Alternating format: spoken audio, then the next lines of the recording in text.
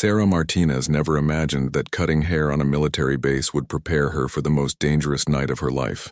At 28 years old, she had been working as a hairdresser at the base salon for 3 years. Her small shop sat near the edge of Camp Phoenix, a remote outpost in Afghanistan where soldiers came to get their hair trimmed before missions or just to feel normal for a few minutes. Sarah had grown up in a small town in Texas where her mother owned a beauty salon. She learned to cut hair when she was just 15, standing on a wooden box to reach the customers properly. After high school, she decided to follow her boyfriend Jake to the military base where he was stationed. When Jake was killed in an explosion 6 months later, Sarah chose to stay. The base had become her second home and the soldiers felt like family. Every morning, Sarah opened her salon at 7 sharp. The small building had 3 chairs, bright mirrors, and country music playing softly in the background. Soldiers would come in before dawn patrols, joking nervously as she trimmed their hair. Some asked for pictures of their girlfriends to be taped to their mirrors. Others just sat quietly, lost in thought about home. The base commander, Colonel Williams, had initially been skeptical about having a civilian hairdresser on the base. However, Sarah quickly proved her worth. She had a special talent for listening. Soldiers told her things they wouldn't tell their commanding officers or even their buddies. She heard about their fears, their families back home, and their dreams for after the war. Her salon became an unofficial counseling center where tough warriors could let their guard down for 30 minutes. Sarah also had an unusual hobby that nobody on the base knew about. In her spare time, she studied military tactics and survival techniques. Her late boyfriend Jake had left behind dozens of military manuals and strategy books. She read them to feel closer to him, but gradually became genuinely interested in the subject. She memorized radio frequencies, learned about different weapons, and even practiced basic first aid on herself. The other civilian contractors on the base thought Sarah was strange for staying after Jake's death. They couldn't understand why a young woman would choose to live in a war zone when she could easily return to her comfortable life in Texas. Sarah never tried to explain it to them. She knew they wouldn't understand that these soldiers needed her, and she needed them too. On Tuesday evening, Sarah was cleaning her equipment when Sergeant Rodriguez knocked on her door. He was leading a small team of Navy SEALs who had arrived at the base that afternoon for a special mission. The SEALs were different from the regular soldiers. They moved with quiet confidence and spoke in short, direct sentences. Their mission was classified, but Sarah could tell from their serious expressions that it was dangerous. Sergeant Rodriguez asked if Sarah could cut hair for his team early the next morning before they departed. She agreed immediately, even though it meant opening the salon at 5 in the morning. As the SEALs left, Sarah noticed something troubling. One of them, a young man with bright blue eyes, reminded her strongly of Jake. He had the same nervous laugh and the same way of running his fingers through his hair when he was thinking. That night, Sarah couldn't sleep. She tossed and turned in her small quarters, thinking about the SEAL team and their upcoming mission. Something felt wrong. Though she couldn't put her finger on what it was, she had developed strong instincts during her time on the base, and those instincts were telling her that tomorrow would be different.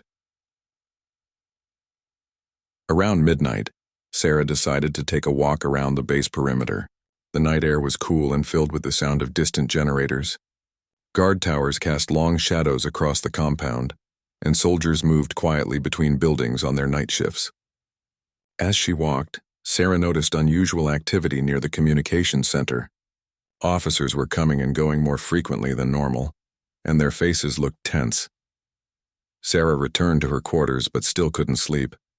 She spent the remaining hours before dawn reading one of Jake's military manuals about rescue operations and survival behind enemy lines.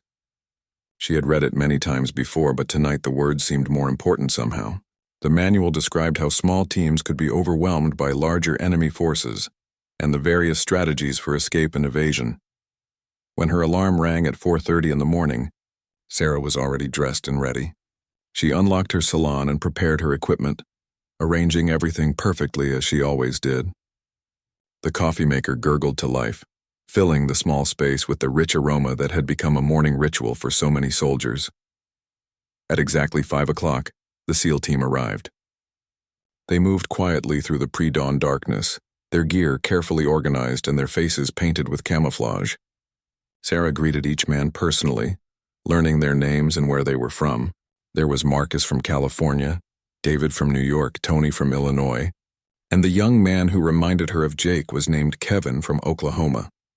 As Sarah cut their hair, she listened carefully to their quiet conversations about the mission. They were going to a village about 30 miles from the base to gather intelligence about enemy movements in the area. It was supposed to be a simple reconnaissance mission lasting only a few hours. They would insert by helicopter before dawn, observe the village during the day, and return to base by evening. However, Sarah's instincts continued to trouble her.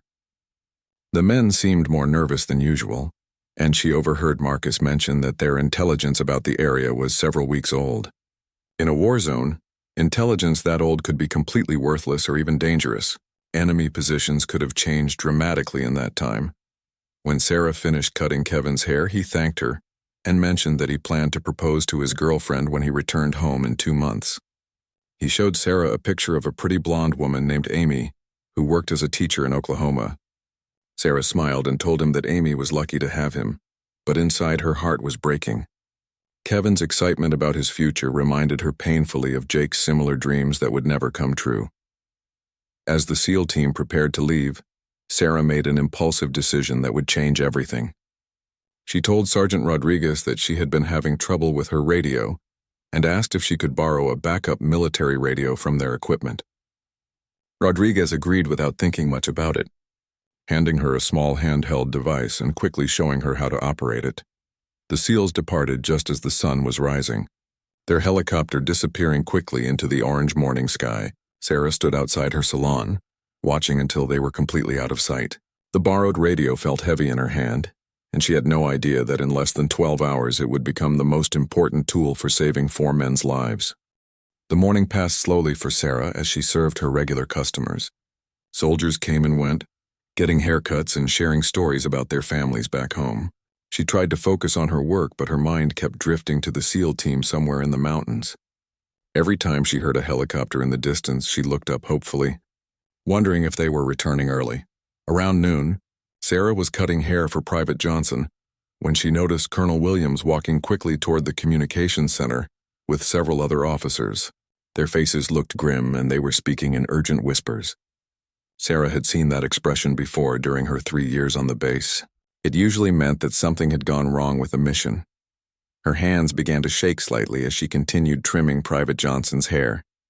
She forced herself to concentrate on the familiar routine of cutting and styling, but the borrowed radio in her pocket seemed to grow heavier with each passing minute.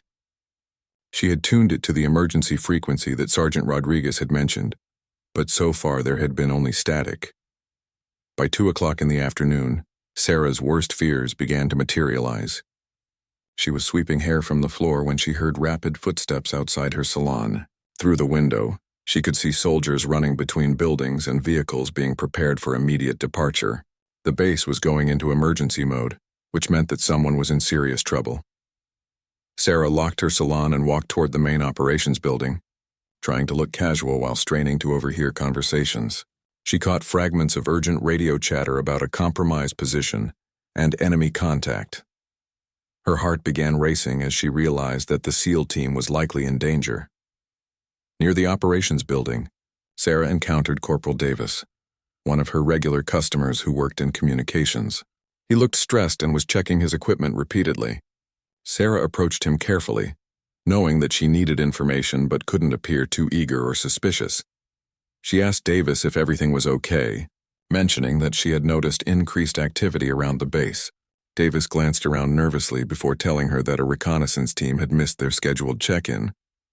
He couldn't provide details, but Sarah could tell from his expression that the situation was serious. The military didn't launch emergency responses for minor communication problems. Sarah returned to her quarters, her mind racing with possibilities. She pulled out the borrowed radio and began scanning through different frequencies, hoping to pick up any information about the missing team.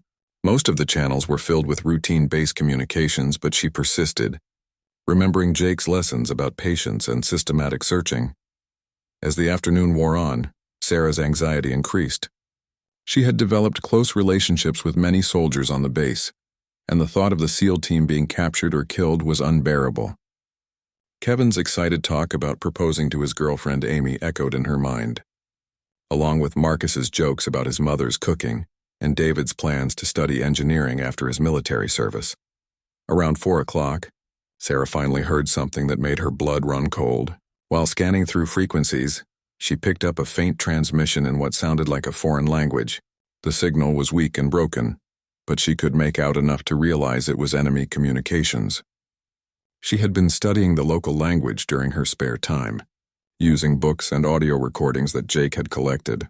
The enemy transmission mentioned something about American soldiers in surrounded position. Sarah's limited language skills weren't sufficient to understand everything, but she caught enough keywords to know that the SEALs were in immediate danger. She grabbed a notebook and began writing down everything she could understand, including numbers that might represent locations or troop strengths. Sarah knew that she needed to report this information to base command immediately, but she also realized that doing so would raise questions about why a hairdresser was monitoring military radio frequencies. She decided to take the information to Corporal Davis, hoping that he would act on it without asking too many questions about how she had obtained it. She found Davis in the communications center, hunched over his equipment and looking increasingly worried. When Sarah approached him with her notebook, he initially seemed skeptical about her ability to interpret enemy communications.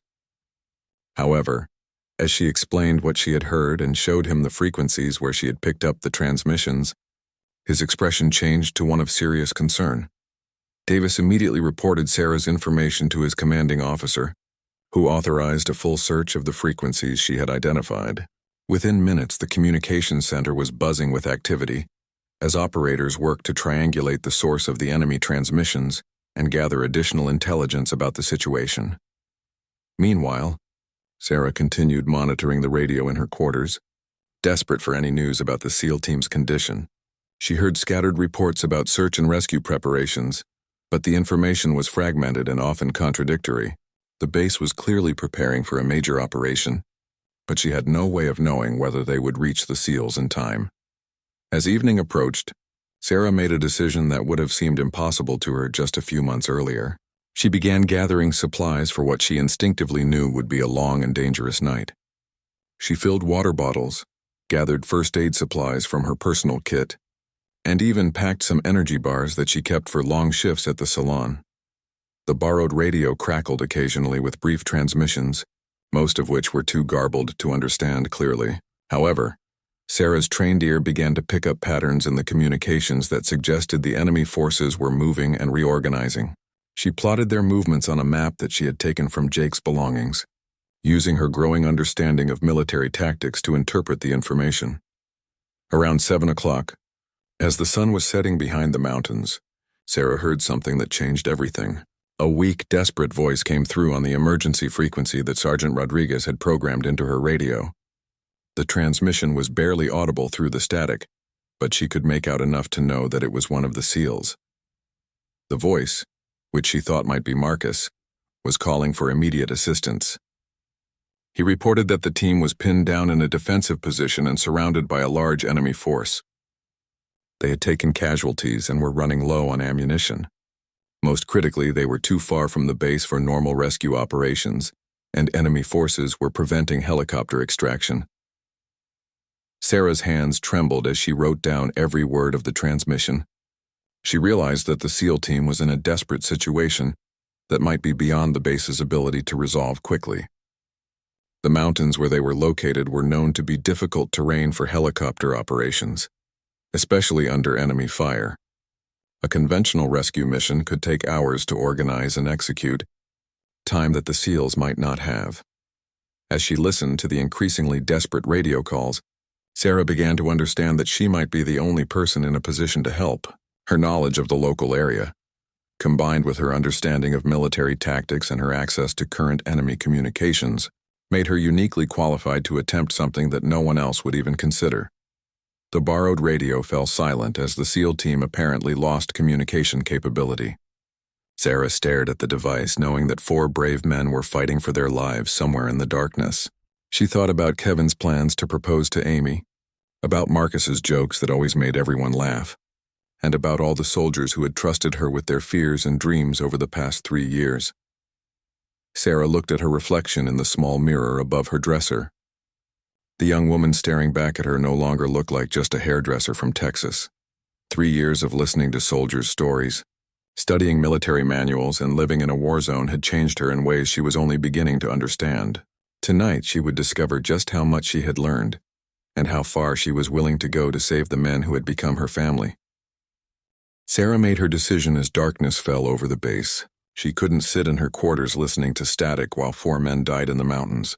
The base command was organizing a rescue mission, but she had overheard enough conversations to know that it wouldn't launch until morning, due to the dangerous terrain and enemy presence. By then, it would likely be too late. She began preparing for something she had never imagined doing. Sarah pulled on dark clothing and sturdy boots, then gathered the supplies she had collected earlier. She also took Jake's old military gear that she had kept in her closet for 3 years. His tactical vest, night vision goggles, and survival equipment had been gathering dust, but tonight they would serve a purpose he never could have anticipated. The hardest part was accessing a vehicle without alerting base security. Sarah knew that trying to explain her plan to anyone would result in her being stopped immediately.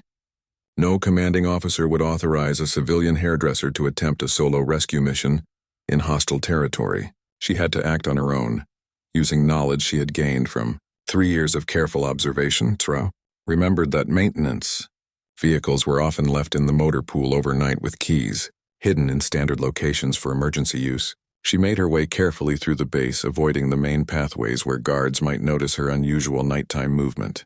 Her heart pounded as she reached the motor pool, but luck was on her side.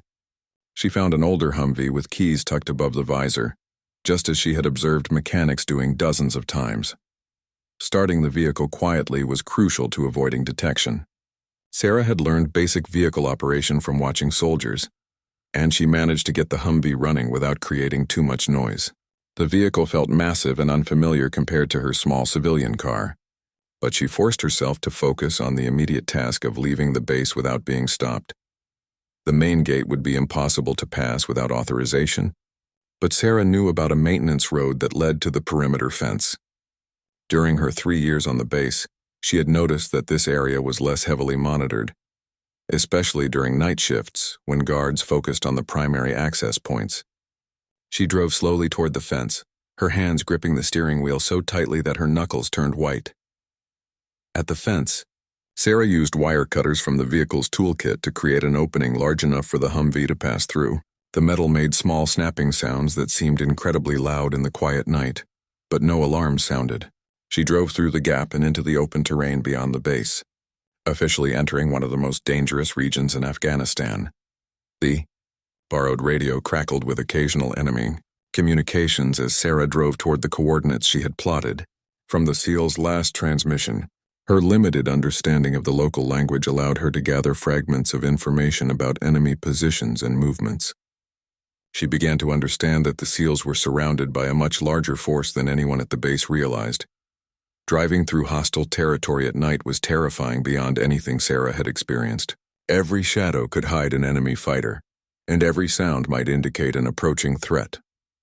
She forced herself to remember Jake's lessons about staying calm under pressure and thinking tactically rather than emotionally. The lives of 4 men depended on her ability to control her fear and make smart decisions. About an hour into her journey, Sarah encountered her first serious obstacle. The mountain road she was following ended at a deep ravine that was impassable for vehicles. According to her map, the SEAL's position was still several miles away on the other side of the ravine. She would have to continue, on foot through terrain that was known to be heavily patrolled by enemy forces. Sarah parked the Humvee in a hidden position behind some large rocks and began preparing for the most dangerous part of her mission. She loaded Jake's equipment into a backpack, checked her water and first aid supplies, and made sure the radio was securely attached to her vest. The night vision goggles would be essential for navigating the dark mountain terrain without using lights that might attract enemy attention. As she began hiking through the mountains, Sarah realized that her physical conditioning was better than she had expected. 3 years of living on a military base had unconsciously prepared her for this challenge. She had often walked long distances around the base perimeter and had maintained her fitness by using the base gym during quiet periods at the salon. The terrain was brutal, with steep rocky slopes and loose gravel that made every step treacherous. Sarah had to move slowly and carefully to avoid making noise that might alert enemy patrols. Several times she heard voices in the distance and had to hide behind rocks or in small caves until the danger passed. Each delay made her more anxious about reaching the seals in time. After 2 hours of difficult hiking, Sarah began picking up clearer radio communications from the seals' position. The transmissions were weak and intermittent, but she could tell that the team was still alive and fighting. Marcus's voice came through occasionally, reporting their ammunition status and requesting immediate assistance. The desperation in his tone made Sarah push harder despite her exhaustion. As she got closer to the target area, Sarah also began intercepting more enemy communications. Her growing understanding of the tactical situation filled her with dread. The SEALs were completely surrounded by enemy forces that outnumbered them by more than 10-1. The enemy commander was planning a final assault. At dawn, that would overwhelm the Americans' defensive position. Sarah reached a ridge overlooking the valley where the SEALs were trapped, just as the first hints of dawn appeared on the horizon. Using Jake's military binoculars, she could see the layout of the battlefield. The 4 Americans had taken cover in a small cluster of rocks near the center of the valley, while enemy fighters had positioned themselves in a complete circle around them. The situation looked hopeless.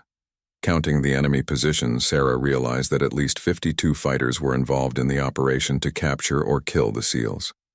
They had machine gun positions, sniper teams, and assault groups positioned at strategic points around the valley. The Americans' defensive position was strong, but would be impossible to hold against such overwhelming numbers. Sarah's mind raced as she considered her options. She couldn't fight 52 enemy soldiers, and attempting to reach the SEAL's position would likely result in her capture or death without helping anyone.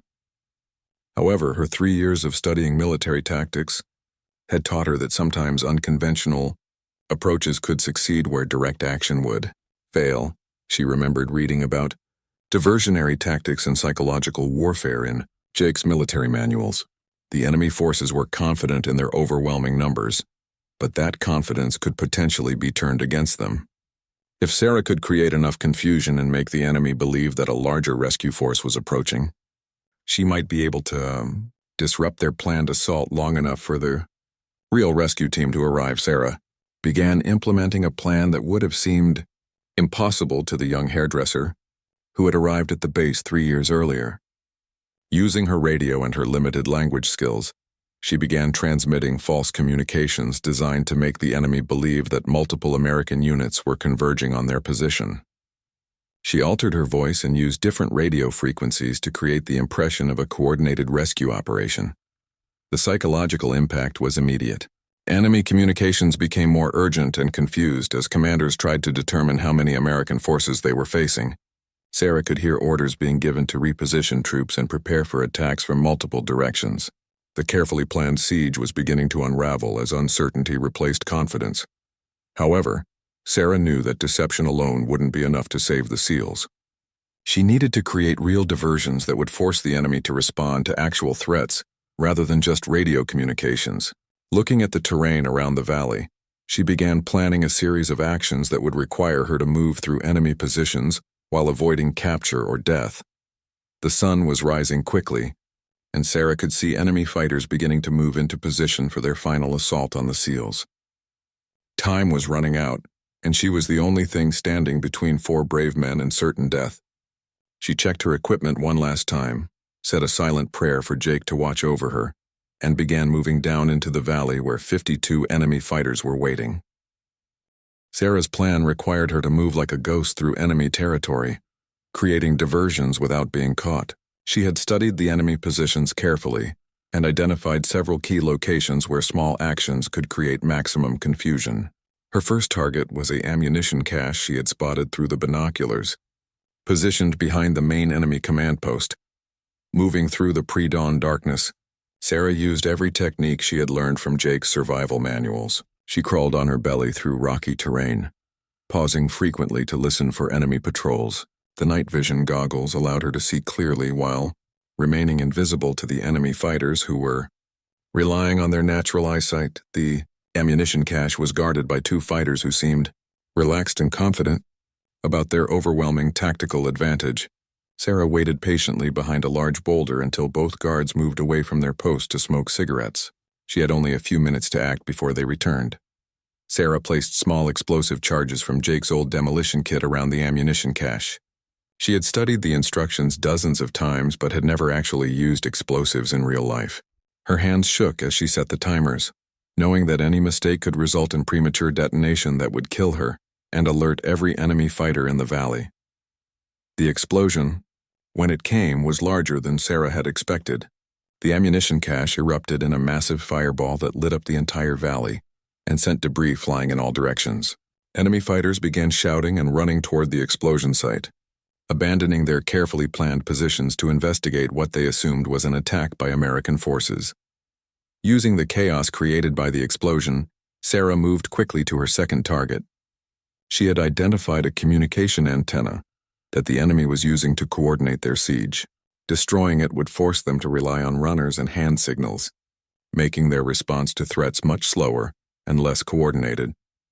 The communication site was more heavily guarded than the ammunition cache, but the guards were distracted by the explosion and the resulting confusion. Sarah approached from an unexpected direction, using a small ravine that provided cover from observation. She placed charges on the antenna base and retreated quickly before the explosion brought the entire structure down. The loss of communications created immediate panic among the enemy forces. Commanders began moving between positions trying to re-establish contact with their units, while fighters abandoned their assigned posts to seek new orders. The carefully orchestrated siege was dissolving into chaos as the enemy tried to respond to what they believed was a major American assault. Sarah's radio intercepts revealed that the enemy commander was convinced that at least 2 companies of American soldiers were attacking from multiple directions. He was ordering his forces to spread out and defend against attacks that existed only in his imagination. The psychological warfare was working better than Sarah had hoped, but she knew the deception wouldn't last long. Her third target was the most dangerous, but potentially the most effective. Sarah had identified the location where the enemy commander had established his headquarters. If she could create a credible threat to the command post, it would force the enemy to pull fighters away from the positions surrounding the SEALs. Approaching, the command post required Sarah to crawl through an area that was more heavily patrolled than anywhere else in the valley. She moved inch by inch through the rocky terrain, sometimes lying motionless for 10 or 15 minutes while enemy fighters passed within arm's reach of her position. The experience was terrifying, but her determination to save the SEALs kept her focused. The command post was located in a natural cave that provided excellent protection from air attacks and artillery. However, the cave's defensibility also made it vulnerable to the type of close-range attack that Sarah was planning. She positioned explosive charges at the cave entrance and in cracks in the surrounding rock face. When the command post exploded, the psychological impact on the enemy forces was devastating. The fighters who had been confident in their overwhelming numerical advantage suddenly found themselves leaderless and under attack by an enemy they couldn't see or locate.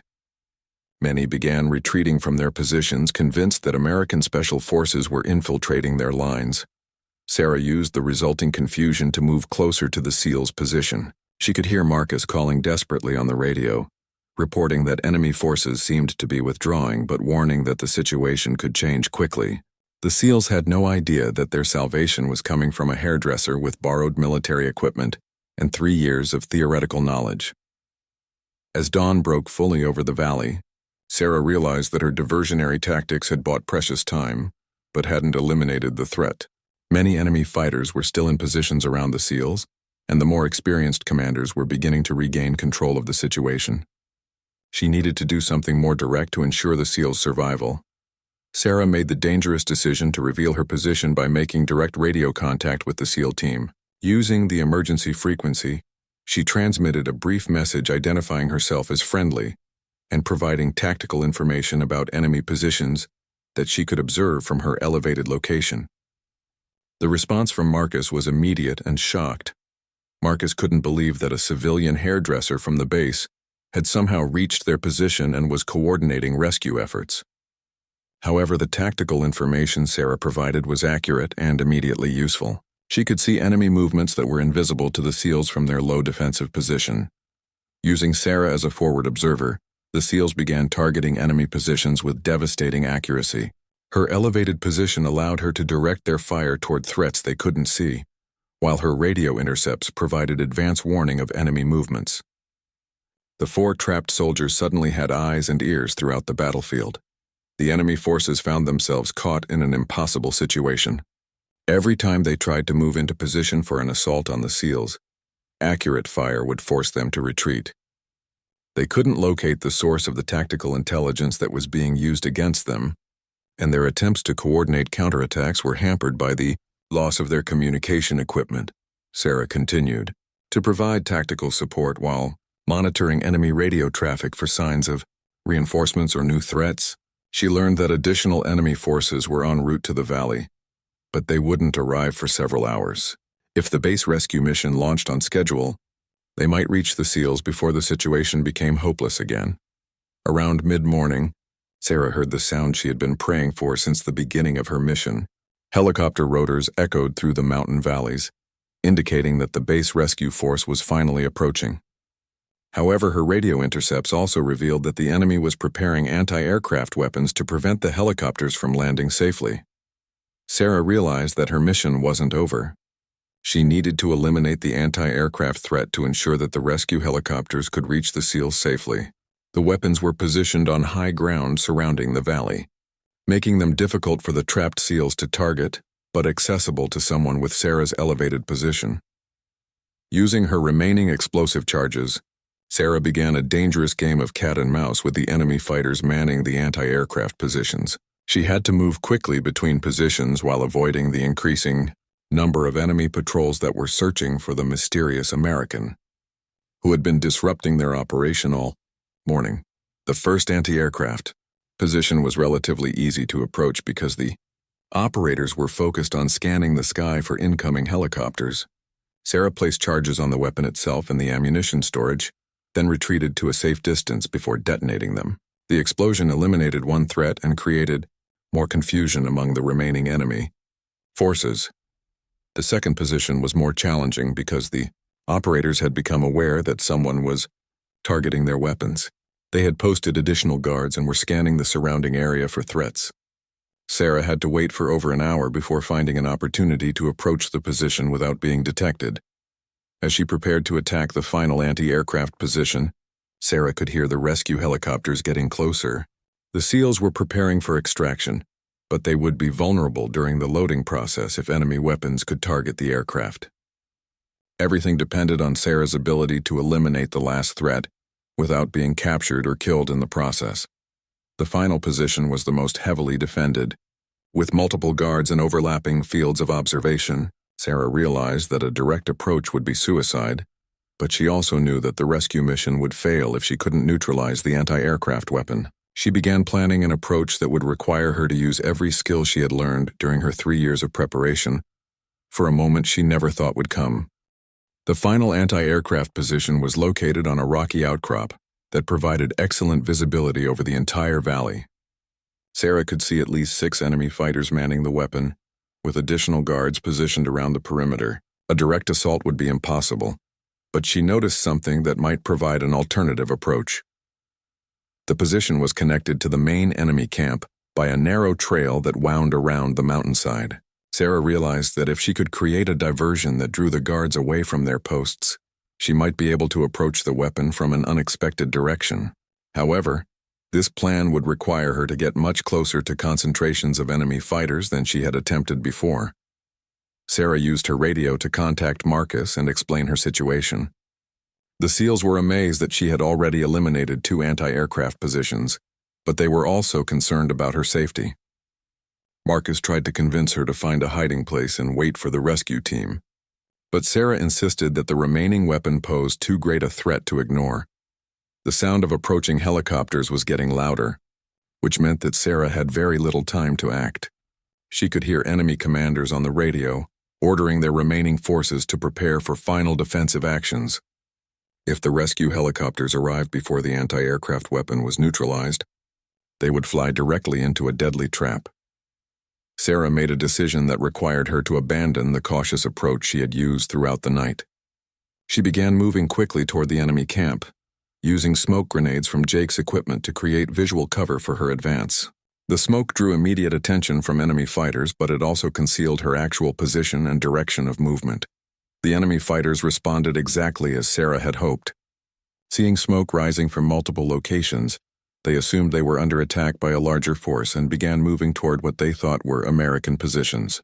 The guards around the anti-aircraft weapon left their post to join the defensive effort, leaving the weapon temporarily unprotected. Sarah reached the anti-aircraft position just as the guards were disappearing down the trail toward the main camp. She had perhaps 5 minutes before they realized that the smoke grenades were a diversion and returned to their posts. Working quickly, she placed her last explosive charges around the weapon's base and ammunition storage. As she was setting the final charge, Sarah heard footsteps approaching from the trail. The guards were returning sooner than expected, probably because their commanders had realized that the diversions were too small to represent a real assault. Sarah had seconds to complete her work and find cover before being discovered. She activated the timer on the explosives and dove behind a large boulder, just as the first guard appeared on the trail. The man was scanning the area carefully, clearly suspicious about what had happened during his brief absence. Sarah pressed herself against the rock, knowing that discovery would mean certain death. The explosion, when it came, was massive. The anti-aircraft weapon disintegrated in a ball of fire and twisted metal, while the detonating ammunition created a secondary explosion that sent debris flying across the mountainside. The guards who had been approaching the position were thrown to the ground by the blast, but Sarah's rocky shelter protected her from the worst effects. With all 3 anti-aircraft positions eliminated, the rescue helicopters could approach safely. Sarah could hear them getting closer and could see the relief in the enemy fighters' movements as they realized their air defense capability had been completely destroyed. Many began retreating from their positions, knowing that helicopter gunships would soon be targeting them. Sarah contacted Marcus again to report that the anti-aircraft threat had been eliminated and the helicopters could approach safely. The joy and amazement in Marcus's voice was evident even through the static-filled radio transmission. He told her that the rescue team was less than 5 minutes away and that all 4 SEALs were still alive despite the long night of combat. However, Sarah's position had been compromised by the explosion at the anti-aircraft site. Enemy fighters were moving toward her location, and she could hear them calling to each other as they searched for the mysterious saboteur who had been disrupting their operation all night. She needed to find a new hiding place quickly or risk capture just as the rescue mission was succeeding. The terrain around the destroyed anti-aircraft position offered limited cover, and Sarah could hear enemy voices getting closer with each passing minute. She began moving carefully down the opposite side of the ridge, using small depressions and rocky outcrops to conceal her movement from the searching fighters. As she descended, Sarah could see the rescue helicopters approaching the valley. 2 Apache gunships led the formation, followed by a transport helicopter that would extract the SEALs. The sight filled her with relief, but she also knew that her own escape was far from guaranteed. The enemy fighters were closing in on her position, and she was running out of places to hide. The Apache gunships began engaging enemy positions around the valley, their weapons creating devastating explosions that sent fighters scrambling for cover. Sarah could see the transport helicopter heading directly toward the SEALs' defensive position, where Marcus and his team were preparing for rapid extraction. However, Sarah's movement down the ridge had attracted attention from an enemy patrol. She could hear voices calling in her direction, and occasional rifle shots indicated that the fighters had spotted movement, even if they couldn't see her clearly. She was trapped between the searching patrol above and the main enemy force below. Sarah made a desperate decision to reveal her position to the rescue helicopters. Using her radio, she contacted the lead Apache gunship and identified herself as the friendly operative who had been providing tactical support to the trapped SEALs. She provided her coordinates and requested immediate assistance. The response from the Apache pilot was immediate and professional. He acknowledged her transmission and informed her that he was moving to provide cover for her extraction. However, he also warned that she needed to reach a landing zone where the transport helicopter could safely pick her up. The nearest suitable landing zone was a flat area near the bottom of the valley, which meant that Sarah had to move through terrain that was still controlled by enemy forces. The Apache gunships were engaging major enemy positions, but individual fighters and small groups were still scattered throughout the area. Sarah began a dangerous descent toward the landing zone, using the chaos created by the helicopter attacks to mask her movement. Enemy fighters were focused on defending against air attacks rather than searching for a single infiltrator, which gave her opportunities to move between positions. As she descended, Sarah could see the transport helicopter landing near the SEAL's position. Marcus and his team were moving quickly toward the aircraft, carrying one wounded man between them. The extraction was proceeding smoothly, but Sarah realized that the helicopter would leave without her if she couldn't reach the landing zone in time. The final portion of Sarah's journey required her to cross an open area where she would be visible to any enemy fighters who weren't taking cover from the helicopter attacks. She waited until an Apache gunship made a particularly aggressive attack run, then sprinted across the exposed ground while the enemy fighters were ducking for cover. Sarah reached the designated landing zone just as the transport helicopter was lifting off with the rescued SEALs. For a moment, she thought she had been abandoned, but then she saw the aircraft turning back toward her position. Marcus had convinced the pilot to make a second landing to pick up the civilian who had saved their lives. The helicopter touched down in the landing zone, and Sarah ran toward it while Apache gunships provided covering fire. Enemy fighters were beginning to realize what was happening and were directing fire toward the transport aircraft, but the pilot held his position until Sarah was safely aboard. As the helicopter lifted off and headed toward base, Sarah found herself sitting next to Marcus and the other SEALs she had worked so hard to save. Kevin, the young man who reminded her of Jake, had been wounded in the leg but was conscious and smiling. He grabbed Sarah's hand and thanked her for saving their lives. David and Tony were exhausted but uninjured, while Marcus had taken shrapnel in his shoulder during the night's fighting. All four men were amazed by what Sarah had accomplished, and they peppered her with questions about her background and training. They couldn't believe that a hairdresser had single-handedly disrupted an enemy force of over 50 fighters. Sarah looked out the helicopter window as they flew away from the valley where she had spent the most terrifying and important night of her life. Below, she could see smoke rising from the various explosions she had created, and enemy fighters scattered across the mountainside. The carefully planned siege had been completely destroyed by one determined woman, with borrowed equipment, and 3 years of studying military manuals. As they approached the base, Sarah could see vehicles and personnel gathering on the landing pad. Word of the successful rescue mission had already reached base command, and there would undoubtedly be many questions about how a civilian contractor had ended up in the middle of a combat operation. The helicopter landed, and medical personnel immediately began treating the wounded SEALs. Sarah stood aside, suddenly feeling overwhelmed by the magnitude of what she had accomplished. She had saved 4 lives and disrupted a major enemy operation, but she had also violated numerous military regulations and put herself in extreme danger. Colonel Williams approached Sarah as the medical teams worked on the SEALs. His expression was a mixture of amazement, concern, and confusion. He had received radio reports about the mysterious civilian who had provided tactical support during the rescue operation, but seeing Sarah standing on the landing pad made the situation real in a way that radio reports couldn't convey. Marcus interrupted his medical treatment to speak with Colonel Williams about Sarah's actions. Despite his wounded shoulder, he insisted on providing a complete account of how she had saved their lives through her tactical intelligence and diversionary attacks. The other SEALs added their own testimonies about her crucial contributions to their survival. As Sarah listened to the SEALs describing her actions, she realized that her life had changed forever. The young woman who had cut hair in a small salon on the base perimeter no longer existed. In her place stood someone who had proven capable of extraordinary courage under the most dangerous circumstances imaginable. Colonel Williams informed Sarah that there would be a full investigation into her unauthorized departure from the base and her involvement in combat operations. However, he also made it clear that her actions had saved the lives of 4 valuable soldiers and had dealt a significant blow to enemy forces in the region. As the excitement of the rescue began to fade, Sarah thought about Jake and how proud he would have been of what she had accomplished using the knowledge he had left behind. She had honored his memory by using his equipment and training to save lives rather than take them. The borrowed radio that had started everything felt light in her hand as she finally turned it off and handed it back to Sergeant Rodriguez. The investigation into Sarah's unauthorized mission began immediately after the rescue helicopters returned to base.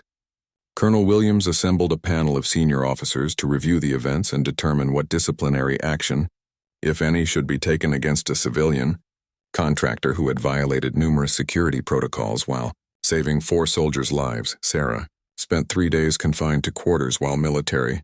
Investigators interviewed everyone involved in the incident. The SEALs provided detailed testimony about her tactical contributions and insisted that they would not have survived without her intervention. Radio operators confirmed that her intelligence about enemy communications had been accurate and valuable. Even the maintenance crew acknowledged that she had taken the Humvee without authorization, but had returned it undamaged. The investigation revealed the full scope of Sarah's preparation for her mission. Investigators found Jake's military manuals in her quarters, along with maps, tactical notes, and language study materials. They discovered that she had been systematically educating herself about military operations for 3 years, though she claimed this was simply a way to feel closer to her deceased boyfriend. Colonel Williams personally interviewed Sarah about her motivations and decision-making process during the mission. She explained that she had monitored enemy communications purely by accident while using the borrowed radio, and that her decision to act had been driven by desperation rather than any predetermined plan. She emphasized that she had never intended to violate military protocols or put herself in danger. The most surprising aspect of the investigation was the discovery of Sarah's extensive knowledge about base operations and personnel. Over 3 years of cutting hair and listening to soldiers, she had accumulated detailed information about unit assignments, mission schedules, and tactical procedures. This information had been crucial to her ability to navigate base security and plan her unauthorized mission. Military intelligence officers were particularly interested in Sarah's language skills and her ability to interpret enemy communications. They tested her knowledge and found that she had achieved a functional understanding of the local language through self-study, though her vocabulary was limited to military and tactical terms that appeared in Jake's books and audio recordings. The investigation also examined the broader implications of Sarah's mission for base security.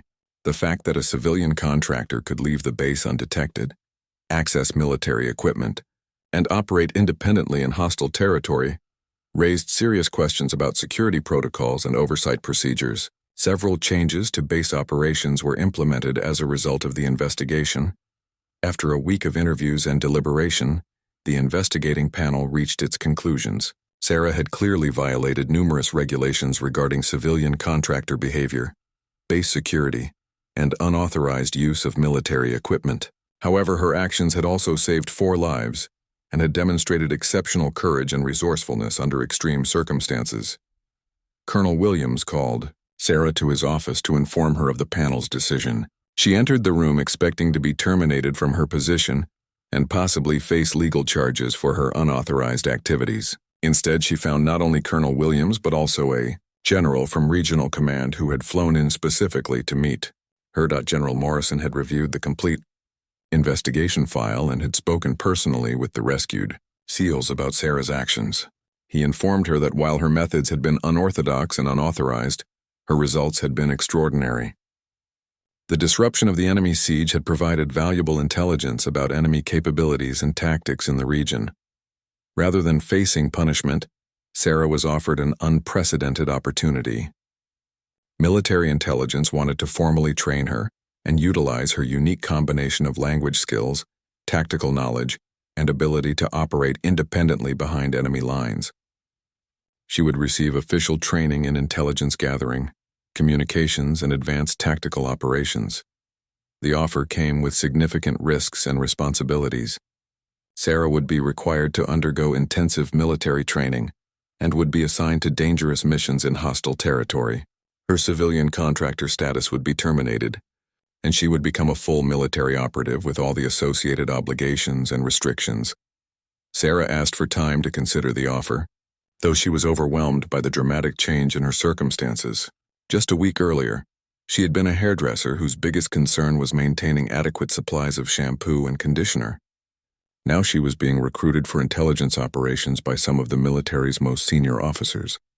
During her deliberation period, Sarah received visits from the 4 SEALs she had rescued. Marcus had recovered from his shoulder wound and was preparing to return to active duty. He told Sarah that he owed his life to her courage and quick thinking, and that he would never forget what she had done for his team. Kevin, whose resemblance to Jake had initially motivated Sarah's emotional connection to the mission, brought news that he had successfully proposed to his girlfriend Amy via video call from the base hospital. He credited Sarah not only with saving his life, but with making his future happiness possible. The engagement ring he had carried through the siege was now safely on Amy's finger back in Oklahoma. David and Tony had both put in for extended tours of duty, partly because they wanted to continue working in the region, where Sarah's actions had demonstrated that extraordinary things were possible. They had been inspired by her example of using unconventional skills and approaches to achieve military objectives that seemed impossible through traditional methods. The 4 SEALs jointly recommended that Sarah accept the intelligence position, arguing that her unique perspective and abilities would be invaluable for future operations. They pointed out that she had already proven her capability under the most extreme circumstances possible, and that formal training would only enhance her natural talents. Sarah also received support from an unexpected source. The base's military chaplain, who had known her since Jake's death 3 years earlier, visited to discuss her decision. He reminded her that she had originally come to the base following Jake's path, and that her recent actions suggested she had found her own path to serving something larger than herself. After a week of consideration, Sarah made her decision. She accepted the intelligence position, knowing that it would fundamentally change her life, but feeling that she had discovered a purpose that she never could have imagined. The young woman who had cut hair to feel normal in a war zone was gone, replaced by someone who had proven capable of extraordinary actions under impossible circumstances. Her final day as a hairdresser was marked by visits from dozens of soldiers who wanted to thank her for her service and wish her luck in her new role. Many brought small gifts or mementos, and several asked her to autograph photographs or pieces of equipment. The small salon that had been her sanctuary for 3 years was filled with flowers, cards, and expressions of admiration. Sarah packed Jake's military equipment, which she would finally be using for its intended purpose. The manuals that had been her way of staying connected to his memory would become practical guides for her new career. The radio that had started everything was returned to the communications center, where it would continue serving other missions. Colonel Williams personally oversaw Sarah's transition from civilian contractor to military intelligence operative. He told her that her case would be studied at military academies as an example of how unconventional approaches could achieve remarkable results. Her actions had already influenced changes in tactical doctrine and training procedures. As Sarah prepared to leave for her initial training assignment, she took one last walk around the base perimeter. The familiar sights and sounds that had been her world for 3 years would soon be replaced by challenges she couldn't yet imagine. However, she felt ready for whatever lay ahead, knowing that she had already survived the ultimate test of her courage and capabilities. The transformation from hairdresser to intelligence operative was complete, but Sarah knew that the most important aspects of her character remained unchanged.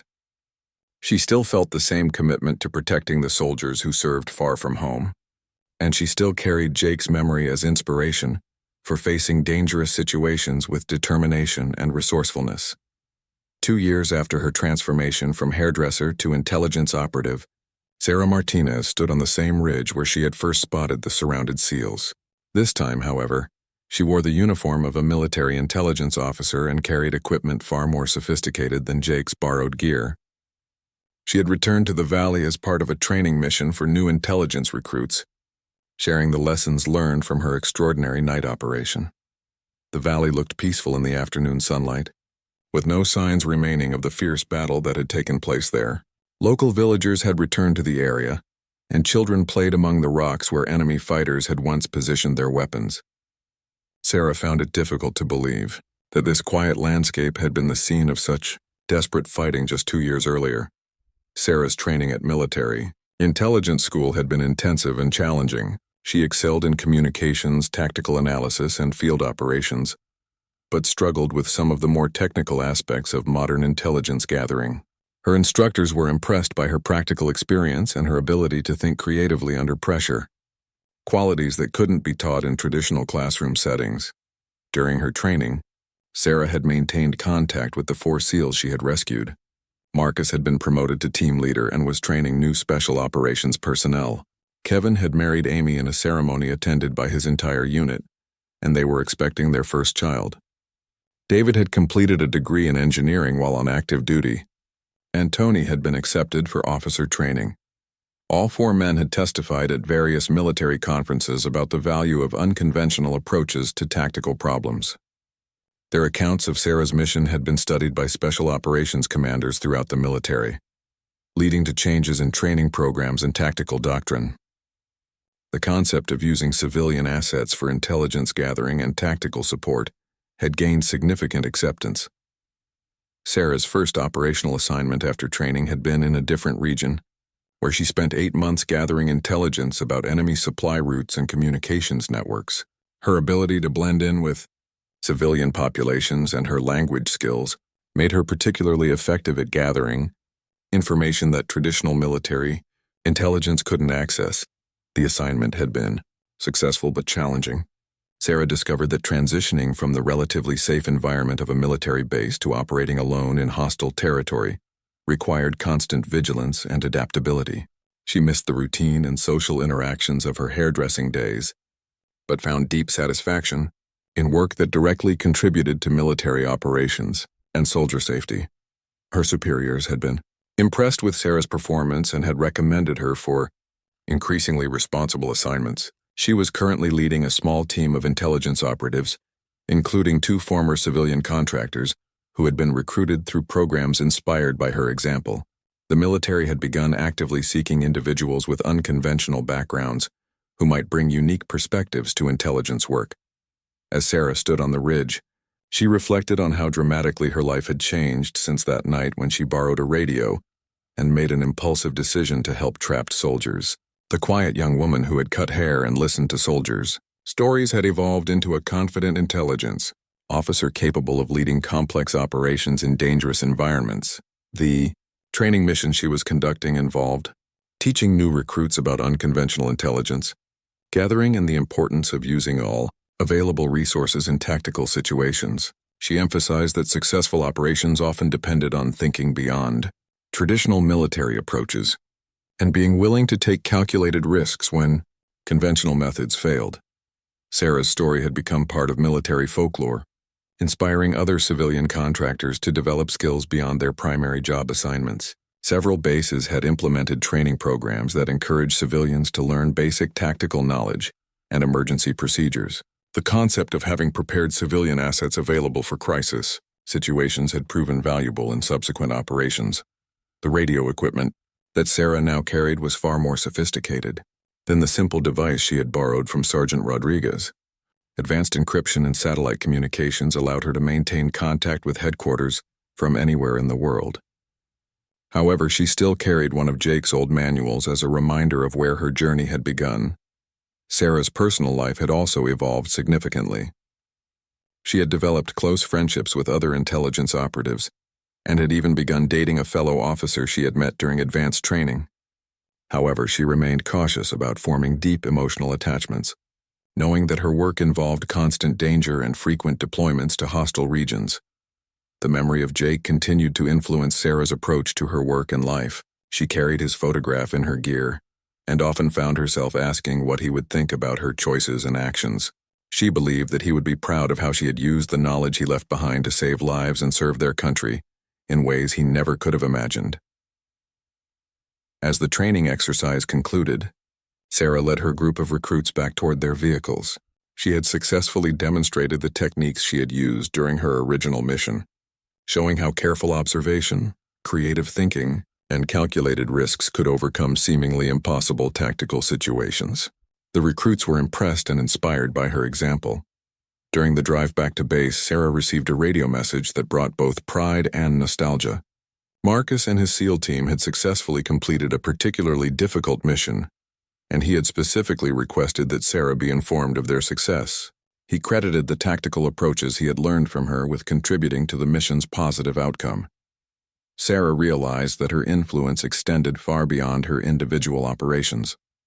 The 4 men she had saved were now training others and passing on the lessons learned from their shared experience. The unconventional tactics and creative problem-solving approaches she had demonstrated were becoming part of standard military training, potentially saving countless lives in future operations. That evening, Sarah stood outside her quarters at the new base where she was stationed, looking up at the same stars that had guided her through the mountains during her first mission. She thought about the path that had brought her from a small town in Texas to a career she never could have imagined, driven by love, loss, and an unwavering commitment to protecting others. The transformation was complete, but Sarah knew that her story was far from over. Each new assignment brought fresh challenges and opportunities to make a difference in ways that honored Jake's memory while creating her own legacy. She had learned that courage wasn't the absence of fear, but the willingness to act despite fear when lives depended on those actions. Sarah Martinez, former hairdresser turned intelligence officer, had proven that extraordinary circumstances could reveal extraordinary capabilities in the most unlikely people. Her story continued to inspire others to prepare themselves for moments when they might be called upon to do more than anyone expected, using whatever skills and knowledge they possessed to serve something greater than themselves. As she prepared for her next assignment, Sarah felt confident that she was ready for whatever challenges lay ahead. The young woman who had once cut hair to make soldiers feel normal had discovered that her true calling involved helping them survive the abnormal situations that defined their service. Her scissors had been replaced by sophisticated equipment, but her fundamental mission remained the same: taking care of the people who risked everything to protect others.